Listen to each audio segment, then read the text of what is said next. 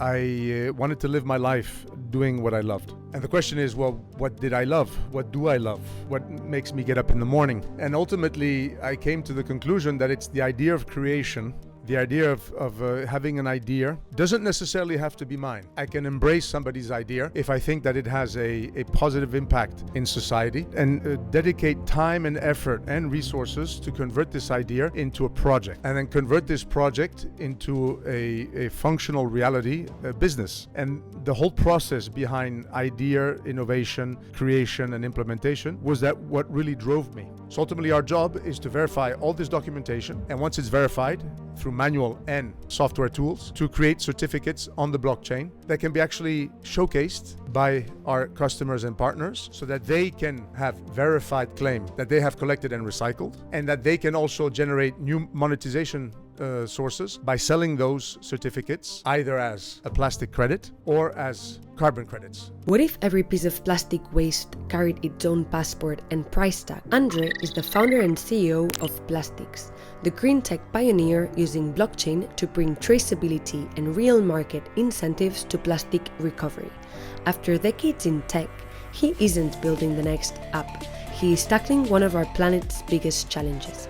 Today, Plastiks is turning trash into value, proving that transparency is the missing link in sustainability. Welcome to Reinventing Capitalism, the podcast where I, Claudia Thomas, decode the success of for-profit impact businesses through the stories of their founders.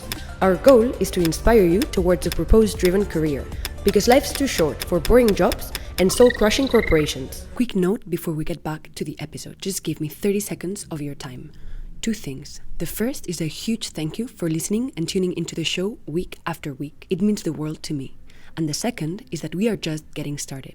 If you enjoy what we do here, please join the 14% of people that listen to this podcast regularly and follow us on this app. I promise to do everything in my power to make this show as good as I can, now and into the future. Thank you. André, Plastiks is bringing transparency and traceability to plastic waste. So we can say that you are reinventing how we track plastic recycling. What drives someone to reinvent an entire industry? I guess I want to understand what drives you. Thank you, Claudia, for inviting me to be here. I'm very grateful to have the opportunity to share the last literal 6 years of developing Plastiks. Ultimately, the idea was born from everybody's suspicion in the general public if the plastic is actually being collected or being recycled. Is it true? How do you know? Can I prove it? Can it be proven? And I was looking at ultimately the industry of waste recovery, waste management, and I realized that it had been built essentially on two revenue streams. One of them being the actual collection of the plastic waste, paid for by local governments, paid for by private entities, collecting money essentially to collect the waste. The other revenue stream has always been separating that waste, identifying what waste has a value and not, and selling that waste to the recycling industry as a feedstock, as a prime resource. And ultimately, the idea of the company was to encourage, incentivize transparency by creating a new revenue source for the industry around the data related to the actual recovery and recycling of that waste. And that data to be in the form of digital certificates that actually guarantee that the waste was collected and recycled. So essentially, it was to innovate in an industry which traditionally had been very, very, I should say, lagging behind in technology and only progressing in technology because of regulatory environment. Mm-hmm. The idea was to actually create a new innovative approach to generate data that actually helped companies, that helped the general public really know with certainty that the waste was collected and recycled. That was the general idea behind the driver behind creating the company. And why the industry of plastic? Well, essentially, plastic is everywhere. You see it on the beaches, you see it in the river tops, you see it in the mountain tops, you see it everywhere. And it is definitely a negative environmental impact that had always been underlooked. Carbon credits, carbon footprints had always been the main driver behind all of the last 10 to 15 years of environmental actions and regulatory implementations. And plastic had always been sort of left aside. Yet it's the most visible thing. It's the most visible thing. I mean, anybody can see that there's a plastic floating in the sea. Anybody can see that there's a plastic floating in the lake. You can't necessarily determine that there's carbon being issued unless you see an old car ejecting its smoke. So ultimately, making it real and bringing people's actions to bear on real data, observable data, verifiable data, was the reason why I decided to focus on this environmental problem more than any other. André, you've lived in many cities. You've been an entrepreneur before. You've written books. Give us a quick overview of your journey. Well, thank you again for that question. So I'm an entrepreneur, serial entrepreneur. I started literally 30 years ago, and I realized early on that I wanted to live my life doing what I loved. And the question is, well, what did I love? What do I love? What makes me get up in the morning? And ultimately, I came to the conclusion that it's the idea of creation, the idea of having an idea, doesn't necessarily have to be mine. I can embrace somebody's idea if I think that it has a positive impact in society. And dedicate time and effort and resources to convert this idea into a project, and then convert this project into a functional reality, a business. And the whole process behind idea, innovation, creation, and implementation was that what really drove me. And I started in building websites in the 1990s. Bringing companies on board onto the internet. And then I started in the early 2000s in the telco space, providing internet access and other types of services on the internet. And then eventually I entered into the space of digital terrestrial television. These are all technology driven, all technology related, but at the same time, they absolutely have different verticals in the industry. But in all cases, it was always a question of what's the idea? Can it work? If it can, well, turning it into a reality. And that was very important. It was always trying to keep the sense of bewilderment that I had when I was young, as a young boy, playing with Legos. It was always more important for me to, once I bought the Lego and I followed the instructions, than to actually break it down and build something else which hadn't come with the instructions. And the pleasure and the thrill of doing that, I didn't want to lose that in my adulthood. Mm-hmm. And I was thinking, what's the best way to keep that?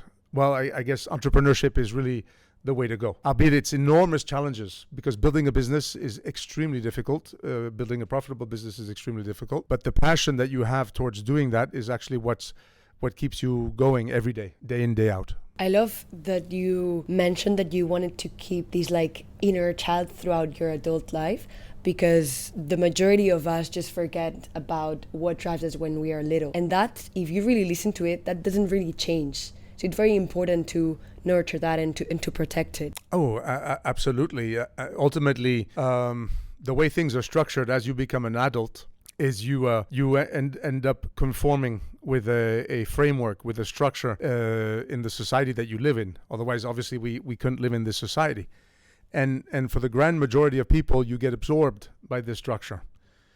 Ultimately, you're selling your time in exchange of the means to pay your bills, in exchange of the means to be able to have the necessities that you are told that you need, or that you actually legitimately think that you need. Mm-hmm. And in that process, you forget the inner child that you were. In that process, you forget actually what made you really say, I'm so grateful to live, I'm so grateful to be alive, this is wonderful. That sense of amazement ultimately disappears if you don't nurture it. And as an entrepreneur, and I would tend to think most entrepreneurs out there, they really keep this, whether they're conscious of it or not. This is what drives them. Was there ever a moment when people told you that this idea was too complex, too niche, or was just impossible? All the time. All the time. Still today, probably. Still today. Less though.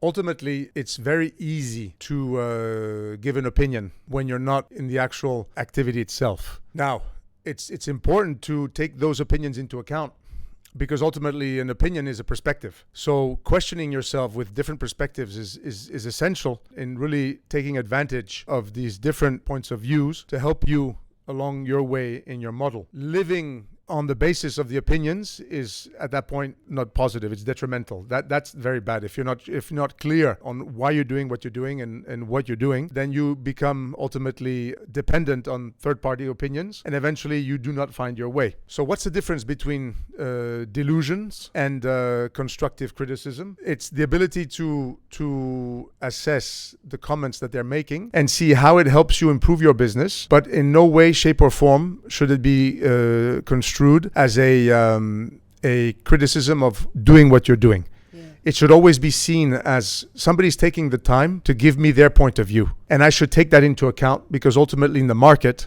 that's what I'll find. So if I can legitimately and intellectually address this point of view, then it's very good. If I can't, then I should figure out on how. So eventually third-party comments, criticisms should always be seen as points of views that are here to contribute to improving yourself as an entrepreneur and improving your business. They shouldn't be seen as a judgment of what you're doing and who you are. I agree. Walk us through what Plastiks actually enables. So essentially what Plastik does is verify that the actual plastic waste was collected and recycled. And the big innovation was to do it from the desktop in the form of documentation that's related to the collection and recycling of waste. And this documentation essentially is the invoice. When waste is being collected and sorted, it's being sold as a feedstock. So there's an invoice. Well, you have to verify that invoice. And then the proof of payment of that invoice. You have to make sure that the invoice is legit, it's real, that the payment did go through related to that invoice. So, André, the payment from who to who? From the recycler to the recovery company, because the recycler buys the waste to actually transform the waste into a feedstock, into something, creating pellets, creating flakes, creating yarn, creating some material that a manufacturer is going to use to create their product. So they're selling it. If they're selling it, it needs to be paid. But the third general document is the transportation information. It's basically the bill of lading, the way bill.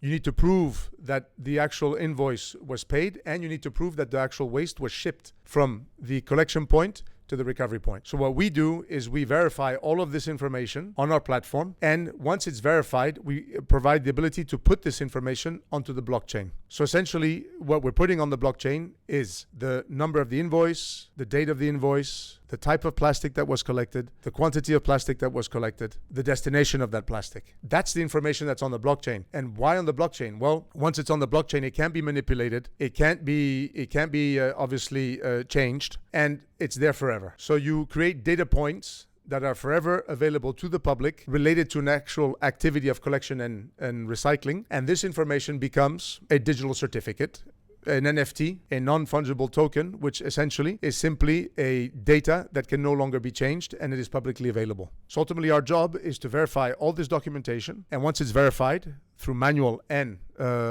software tools, to create certificates on the blockchain that can be actually showcased by our customers and partners, so that they can have verified claim that they have collected and recycled, and that they can also generate new monetization sources by selling those certificates either as a plastic credit or as carbon credits to generate additional carbon credits. So ultimately it's all based on verifiable data that is publicly available, and that is what we do. So for the audience that doesn't know too much about the blockchain, can you explain very briefly, and as if you were speaking to a 5-year-old, how this blockchain enables this traceability? Because I assume that one would think, how does the company actually put this information in the blockchain? So can you just explain how does that start, and then how do people check that actually really happened? Well, let's just think about Google. Let's just think about Facebook. Let's just think about any company that show information. The data that they show depends on their servers. So you would say that it's centralized data. So ultimately, you need to make sure that the company that is putting that data there is being truthful. Blockchain is that data is publicly available and validated by everybody at the same time. So the best way to explain it is an accounting ledger When a bank is sending money from one person to another person, they're the ones who are making sure that the account has the money to send to the other account. They're making sure that once the money is sent, the money is no longer in the account of the sender. And they're making sure that the person that received the money has received the money, and now whatever they had in their account is increased by what was received. They're essentially the ones that are accounting for this. You don't know that. You assume that they're doing it well. You assume because it's a bank. So the bank's role is to make sure that that accounting is well. In blockchain, everybody's doing that. You have these accounting informations shared throughout hundreds, thousands, tens of thousands of servers, where everybody at the same time knows that the sender sent money, that the receiver received money. Everybody knows that the information in the sender's account is what it is, and everybody knows that the information in the receiver's account is what it is. It's all public. And if there's some discrepancy, it'll be flagged. That's the biggest difference. So knowing that, what's the advantage of putting your recycling data on the blockchain? Well, the advantage is that everybody knows effectively what has been collected and recycled, and you can tell that if something's wrong, you have accountability. You can actually go and pursue the data point to make sure that it is legitimate. This cannot be done with a centralized database unless you have a court order, unless the company is willing to share its internal information with you. Go to the bank and ask them, hey, I'd like to have information on the person's account that I sent. They're going to tell you no, right? Obviously. So essentially that's what blockchain is. It's full decentralized information that can be accessed by everyone, which doesn't mean that it's true. Hence, Plastiks' role in waste is to verify that the information you put on this decentralized platform is verified. Because you can take a lie and you can put it on the blockchain, nobody can touch it, it can be manipulated, everybody can see it, but it's still a lie. Mm-hmm. So you need to have a process, a step by which you verify that data before it's uploaded onto the blockchain. Mm-hmm. Both of them together come hand in hand. Mm-hmm. Which blockchain did you build upon? So 4 years ago, we built on Silo, mm-hmm. Silo blockchain. Very grateful for the entire support of the Web3 community of Silo. Very straightforward, very efficient and effective, and especially because they had and still do, the protocol where all transactions have a percentage of being used to buy carbon credits. So the blockchain is carbon negative, in addition to it already being very, very carbon neutral because of its type of protocol called proof of stake. Mm-hmm. And we have been awarded in December a significant grant from Cardano Foundation, Cardano Blockchain, to add Cardano blockchain to the Plastiks platform. And we will be launching Plastiks on Cardano in August. Mm-hmm. So we can embrace all of the robustness of Cardano and the much bigger ecosystem in the Web3 space. You mentioned that one of the outputs are the NFTs. Can retail investors trade the Plastiks NFTs? So, just to take a quick step back, the NFT. The NFT ultimately is a digital certificate that reflects the invoice number, the date of the invoice, the type of plastic collected and recycled, the quantity, and the destination. It is meant to be a guarantee that the plastic was collected and recycled. It is not meant to be traded. So retail investors cannot buy it as an investment, for example? No. Okay. They can buy it only if they want to finance a positive additional environmental impact. So the way we work is the following. With Danone, one of our customers, actually here in Spain, we verify that the waste was collected. Fonbella and Lanjarón, which are two brands here in Spain. Danone has developed their circular economy programs, and they're collecting these bottles and making sure that they're being recycled, and the material coming out of that recycling is being reused to create new packaging. We verify the invoices, we verify the proof of payments, we verify the transportation information, and they issue these digital certificates, which are NFTs. They reflect them on their dashboard, web-friendly, Web2-friendly, beautiful dashboard, and they are used for verified claims that effectively this collection and recycling has taken place. They're not being sold. If they are to be sold, as part of our methodology, you need to force the money being generated from the sale of this NFT to go towards a specified, auditable, measurable, additional environmental activity. Buying a machine, hiring more people to do the waste collection, increasing the geographical area of the waste collection, providing medical care, providing personal protective equipment. Whatever the roadmap, as we call it, is, it has to be auditable and measurable. And when you buy a NFT that is linked to a roadmap, it is called a plastic credit. It becomes a financial instrument which end users or companies can buy because they want to make a positive environmental impact. They want to offset their plastic footprint by buying these because they know the money is going to go towards something auditable and measurable. It's not the case in Danone. It's the case, for example, with Bayer Leverkusen, a football team in Germany, which buy these certificates from a Brazilian entity because they want to finance a roadmap in Brazil. And they know that by doing so, the funds are going to go towards that roadmap. So when the NFT is linked to a roadmap, it becomes a financial instrument which can be bought once. It cannot be traded. Okay. Because it's basically guaranteeing that a specific quantity and type has been taken out of the environment and put into recycling. So it's a receipt of that. And then the funds are used to finance an additional positive activity, which is audited and measured. So you buy it and you keep it. It cannot be bought and sold over and over again. Hi. Can I ask you a quick favor? Every week, we dive into the stories of founders that do more than just make money. Our mission is to prove that a career in impact can be both purposeful and financially sustainable. If you believe in creating meaningful work, share today's episode with one friend who's ready to make a difference. It would mean a great deal to me. Your support is what keeps this show alive and growing. Thank you. You have very different types of clients. You've mentioned football clubs, which also include Football Club Barcelona. You've mentioned Danone. You've mentioned earlier the UN.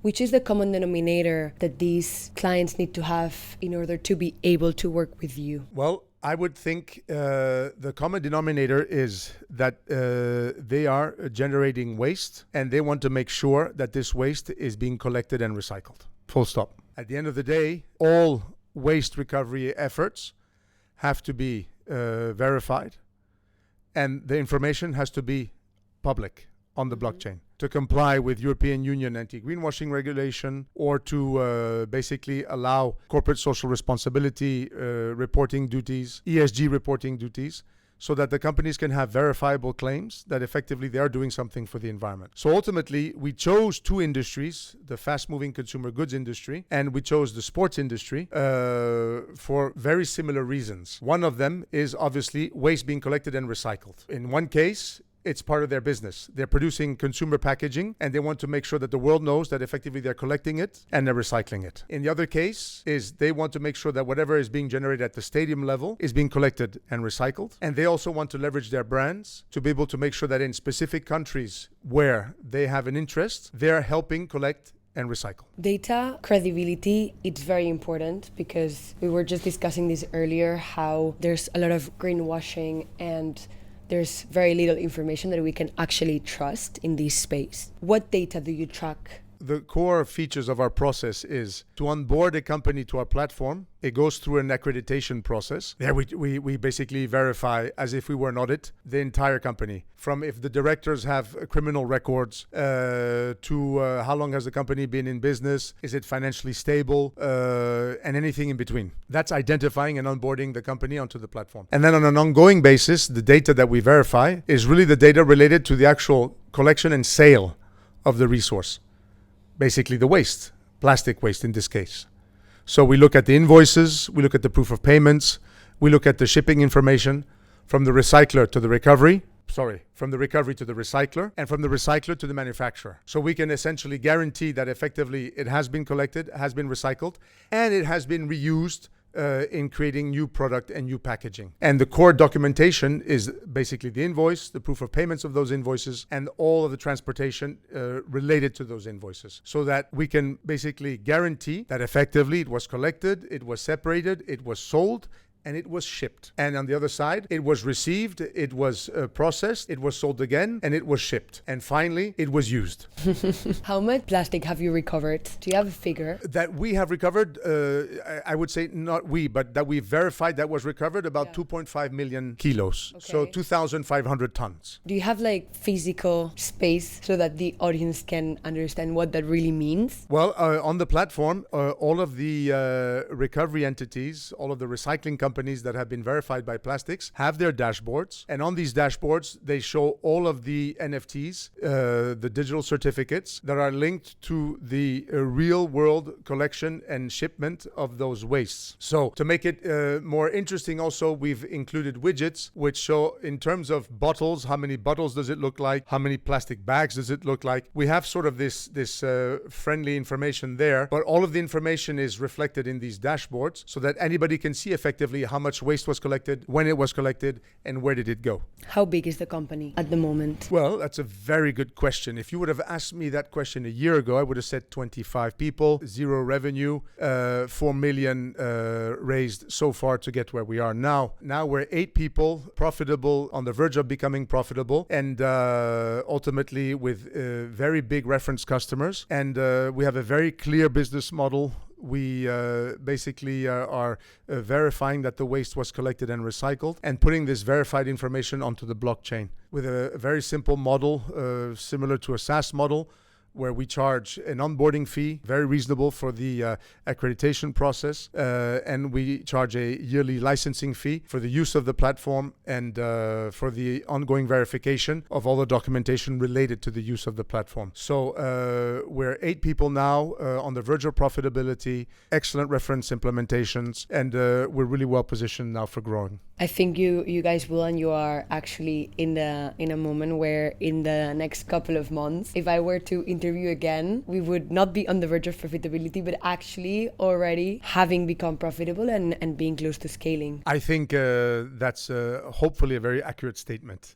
2025 is for us finally a very good year because after 6 years of trial and error of trying to build a business model in the world of sustainability, we have finally come to the conclusion of how to do it. And trial and error is really the best apprenticeship in establishing a business that can actually have traction. André, as we said at the start, you are challenging the system. So you are managing, so plastic waste used to be just waste, and you are making this waste, you are making money out of this waste. Let's put it that way. Where have you seen the strongest resistance and the most surprising momentum? Again, as Claudia, those are so interesting questions. The strongest resistance is I guess on the basis of why should we be transparent? Why do I need to put the information on the blockchain?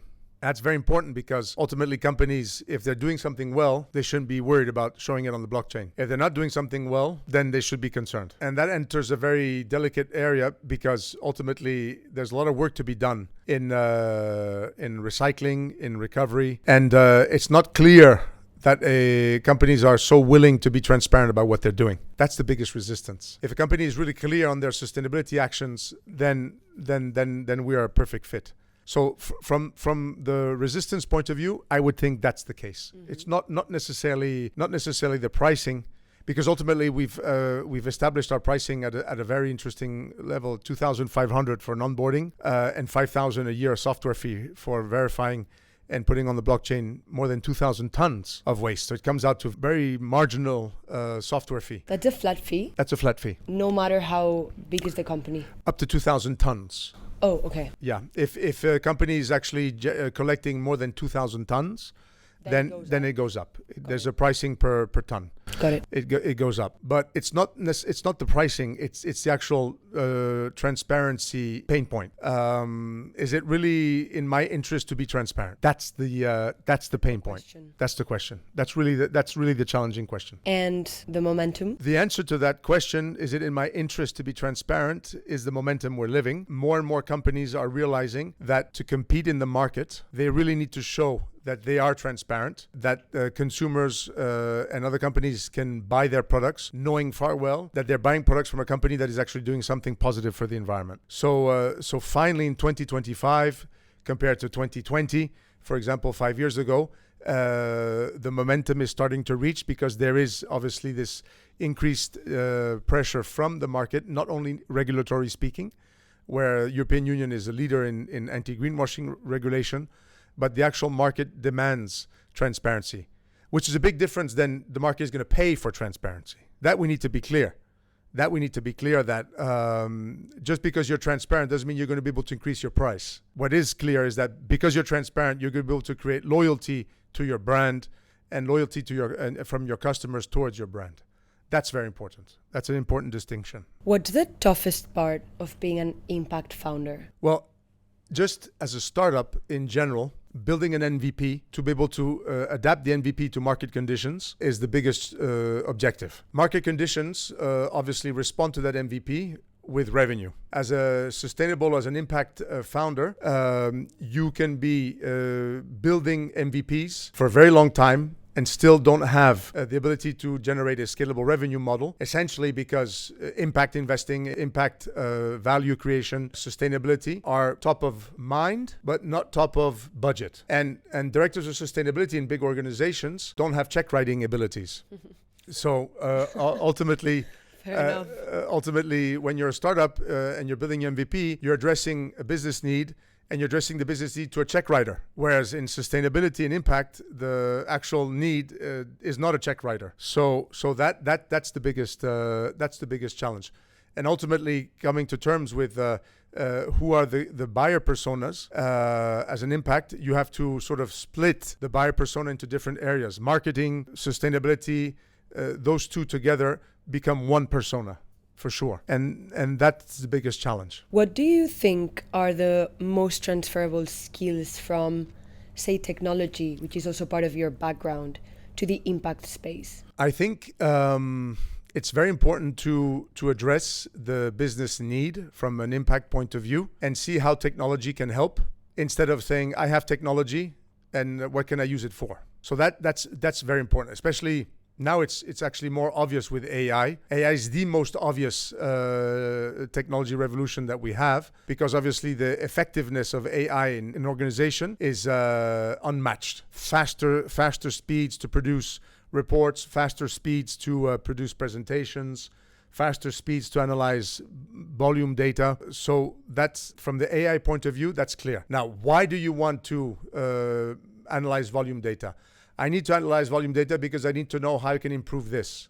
Approaching the problem from a business point of view is key. That's key, because 6 years ago when I founded the company, I've encountered a lot of sustainability companies that said that are no longer existing, no longer alive. Well, blockchain is this, blockchain is that. Let's use blockchain. Let's build this blockchain platform and let's fit sustainability into it. Well, the issue is, well, how do you fit sustainability into blockchain, and why would you want to do that? And then when you go into the world of verifying the data, then you realize that the blockchain does have a sense. It makes sense. And why would you want to verify the data? Well, you want to verify the data because you want to comply with regulation. You want to provide people with verified claims. What's the best technology to do that? Not AI. No, it's blockchain. Why? Because once the data is there, it's public, it's immutable, and that helps you in your claim to state that you've actually done something positive for the environment. So the biggest challenge is not being in love with the technology. It's being sensitive to what the business need and how the technology can help fulfill that need. So looking ahead, what is your vision for Plastiks in the next 5 to 10 years? I aspire to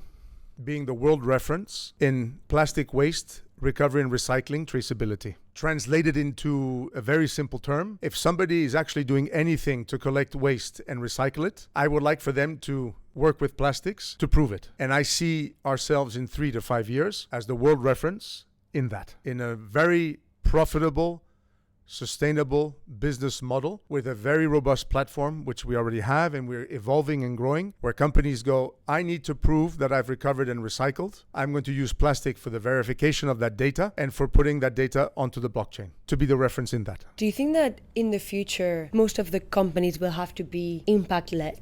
Like, do you think that there's enough shift in people's mentalities in order to prioritize that? I think that from a regulatory point of view, the world is going to be forced to be impact-driven. No doubt. I think that because it's going to be forced to be impact-driven, companies are going to have to price climate cost in their products, for sure. As in they'll have to price it and therefore pass it on to consumers? Yes. They'll have to price it and pass it on to the consumers. I see that as inevitable. It's just as tariffs. We have this tariff issue currently between different of the world and the United States. Ultimately, who ends up paying for this? The end consumer. Companies may be willing to yield profit from a strategic point of view, but from the long-term perspective, they always pass on the cost to the consumer. So ultimately, climate costs is driven by the regulatory environment, and climate cost will be passed on to the end consumer. And ultimately, you need to prove that the climate cost is legitimate. It is justified. Otherwise, the end consumer is going to say, I'm not going to buy this product from you. It's costing me much, and I can't prove and I can't know for sure that effectively it's doing what it's supposed to be doing. This is the world where we're going at in the future. From a metaphorical point of view, not even metaphorical point of view, but from a comparison. Here we are in Spain. And to my knowledge, the tax authorities are in the process of forcing invoicing in a standardized way. That invoice software now is going to have to follow a standardized way. You cannot invoice anymore according to certain rules and regulations, but you have to invoice using a specific software, which is controlled by the central tax authorities. The European digital currency. European digital currency will be coming out in the fall in its test phase. So you have definitely a centralization going on regarding data, consumer data. Where am I spending my money? It's going to be known. How much invoicing am I really doing, and etc. It's going to be known. So I don't see it's much different from the waste perspective. I'm not judging if it's good or bad. I'm just saying that as an objective point of view, transparency, data immutability is eventually going to appear everywhere. And as such, we want Plastiks to be really the reference in verifying that this data related to the waste recovery. And I do see ourselves expanding. We're already expanding now beyond plastic. We're expanding in other wastes because the market is demanding. Not just plastic is in the environment. You've got glass. You've got cardboard, you've got paper. People want to know if that's actually being collected and recycled. And we are definitely in the process of verifying the same thing. It's the same process, same methodology. Exactly the same. It's the same. So you can just use another material but implement the exact same process. Yes, the same. It's the same. That's amazing. It's the methodology of verifying. It's desktop verification of all the documents related to the collection and recycling and shipment of the waste. And once you've got that and you verify that information, then you put it onto the blockchain. So it's the same. That leaves us for a nice projection of growth. No, absolutely. That helps you grow into many different materials which actually have the exact same problem as plastic. Yes. That's really smart. The environment is subject to the same problem with all these materials. Do you travel to the waste, like say landfills, like the waste, like the points where waste ends up in the world? Like, is that something that you share from a company perspective to help people become more aware of the problem? So yes, we have sent team members across the world to do the verifications on site. We work with local partners from a cost point of view to do that. And all of that information is also shared in each of their profiles, pictures and hard information related to that. We've spent a lot of time evangelizing, creating awareness around the problem. And now we're really 100% focused on the verification bit and on the effectiveness to really make sure that there are no mistakes, no errors being committed in ensuring so that we can guarantee that the waste was collected and recycled. And that involves definitely a combination of desktop activity and on-site activity. We're getting to the end of the interview. Oh, I'm enjoying it so much. Such a comfortable chair, comfortable environment. What a pity. What's one business that you would start tomorrow if you had to pick something different to what you're doing now? It definitely would be an AI-driven business, definitely. And ultimately, it would be a business addressing the needs of a startup using AI. Addressing the needs of a startup. What do you mean by that? Well, let's have a specific example. Startups, as every company, needs to generate sales. You need to generate leads. So ultimately, companies are starting to create virtual salespeople to generate leads. And that generates a savings because obviously for the good or for the bad, you don't have to hire a certain amount of salespeople. And then you can focus on the converters of those leads, which is another type of salespeople. So ultimately, that's just one example of what a startup needs. A startup needs to generate leads, to generate sales. And how can AI help you with that? That would be one just an example, the one that we need. I mean, we're looking for solutions as we speak, and looking at how to use AI to replace or improve the productivity of a team, other than your generalist AIs, i.e. Grok, ChatGPT, etc. I think a business in that area I would start.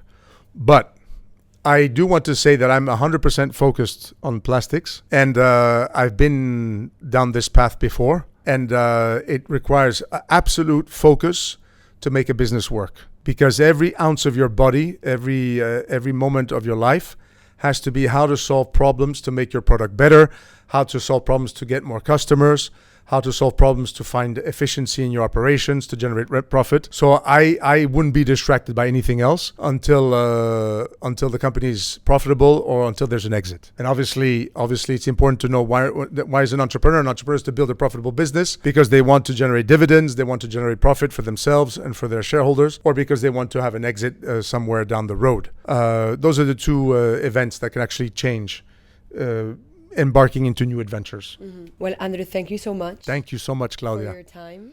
Is there any last thought, question that you have before we conclude the interview? Going back to one of your questions, which was the biggest challenge that we faced, I think that companies need to realize the value of transparency as a tool and not be afraid of it. Transparency can be a very powerful marketing tool. It can be a very powerful customer loyalty tool. And I think that any company that is involved in consumer-facing activities should not be afraid of transparency. That's all. That's my biggest reflection. Yeah, my biggest takeaway. Being transparent is good for business. Thank you, André. As I've told you before, I love plastics. Thank you. I used to be in crypto myself, and I love the intersection between blockchain and impact. And your company is an example of this intersection. And Plastiks is showing that if you kill the impact, you kill the company. And that's the goal of social entrepreneurship. So thank you. Thank you very much, Claudia, for all these great, thoughtful questions and for the opportunity to address you all. And very much looking forward to continuing our discussions. Thank you.